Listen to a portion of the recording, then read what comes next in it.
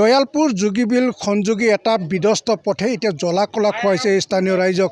মই বৰ্তমান যোগীবিল চেণ্টাৰত আছোঁ আৰু এই যোগীবিল যিটো এটা গুৰুত্বপূৰ্ণ পথ, একমাত্ৰ পথ, আজি নিৰ্মাণৰ ব্যৱস্থা গ্ৰহণ নকৰা ৰাজ্য চৰকাৰে আজি এই অঞ্চলৰ ৰাইজে যাতায়াতৰ নামত ভুগিবলগীয়া হৈছে চৰম যন্ত্ৰণা।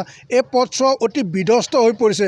ইয়াৰে স্থানীয় যিসকল ছাত্ৰ ছাত্ৰী আছে তেওঁলোকে এতিয়া যাতায়াতৰ নামত ভুগিবলগীয়া হৈছে চৰম দুৰ্ভোগ।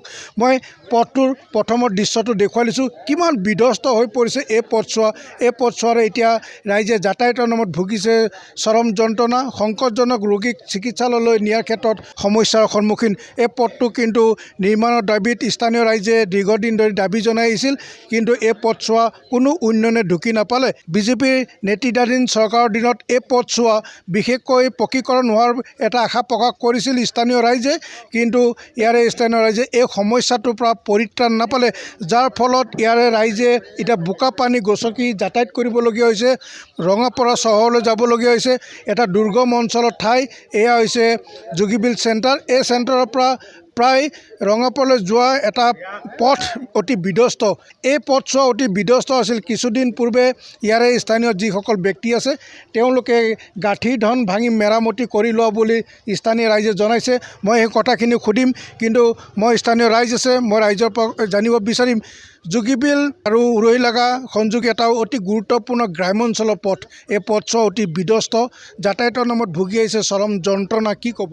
আমি যি সময়ৰ পৰা ইয়াত বসবাস কৰিছোঁ, এই সময়ৰ পৰা আমি বহুত কষ্ট ভুগিব লগা হৈছোঁ, কিয়নো আমাৰ ৰাস্তা পদূলি অলপো ভাল নহয়। বাৰিষা হ'লে পূৰা বোকা পানী, এখন গাড়ী আহিব নোৱাৰে, এখন চাইকেল ঠেলিবলৈ বা চলাই যাবলৈ নোৱাৰে, এখন বাইক চলাব নোৱাৰে, এনেকুৱা অৱস্থাত ভুগিব লগা হয়। যি সময়ত আমি স্কুলত যি টাইমত ওলাইখিনি ঘৰৰ পৰা ওলাইখিনি পাবলৈ লাগে, এই সময়ত ল'ৰা ছোৱালীবিলাকে ছাত্ৰ ছাত্ৰীসকলে নাপায়, এনেকৈ অৱস্থাত ভুগে। আৰু যিহেতু ৰোগীবিলাকে যি সময়ত মেডিকেললৈ পাবলৈ লাগে, সংকট অৱস্থাত থকা ব্যক্তিসকলে এই সময়তো গৈ নাপায়, যাৰ ফলত আমি মৃত্যুৰ মুখত পৰিব লগা বাধ্যতা পৰে। এনেকৈ অৱস্থাত ভুগি আছোঁ।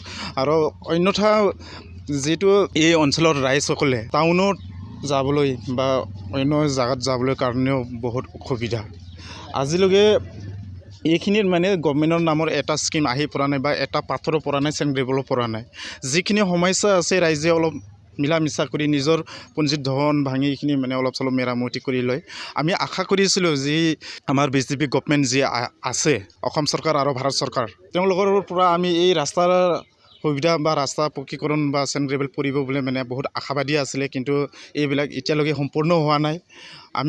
আমি আসাম চৰকাৰক অনুৰোধ জনাম যাতে তেওঁলোকে আমাৰ এই অসুবিধা তেওঁলোকে সাফল্য কৰি এইখিনি পকীকৰণ কৰি দিয়ে, ৰাস্তাখিনি ভাল কৰি মেৰামতি কৰি দিয়ে যেন। সেইটো মোৰ সৈতে আৰু এজন স্থানীয় ব্যক্তি আছে।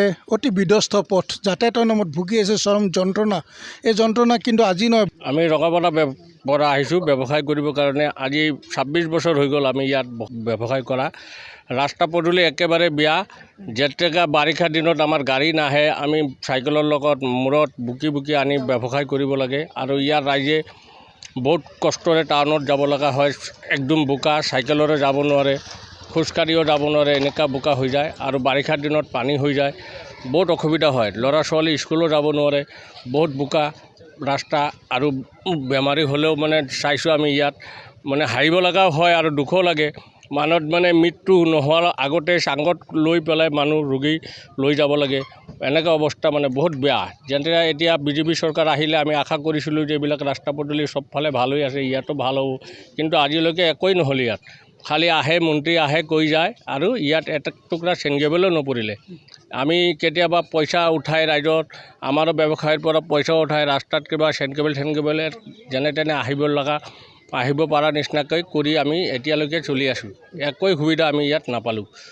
হয়, মই পথটো আকৌ দৃশ্যটো দেখুৱাইছোঁ, কিমান বিধ্বস্ত এই পথছোৱা। কিন্তু আজিলৈ এক গাড়ী শিল বালি নেপেলালে বুলি এটা অভিযোগো দিছে। আৰু স্থানীয় ৰাইজে যাতায়াতৰ ক্ষেত্ৰত যাতে উপকৃত হয়, তেওঁলোকে গাঁঠিৰ ধন ভাঙি এই ব্যৱস্থাটো কৰি লৈছে। এই অঞ্চলৰ ৰাইজে এই পথছোৱা অতি শীঘ্ৰে নিৰ্মাণৰ ব্যৱস্থা কৰি স্থানীয় ৰাইজ আৰু ছাত্ৰ ছাত্ৰীসকল আৰু সংকটজনক ৰোগীক যাতে যাতায়াতৰ ক্ষেত্ৰত উপকৃত হয়, তাৰ বাবে অসম চৰকাৰৰ মুখ্যমন্ত্ৰী ডক্টৰ হিমন্ত বিশ্ব শৰ্মাক দাবী জনাইছে।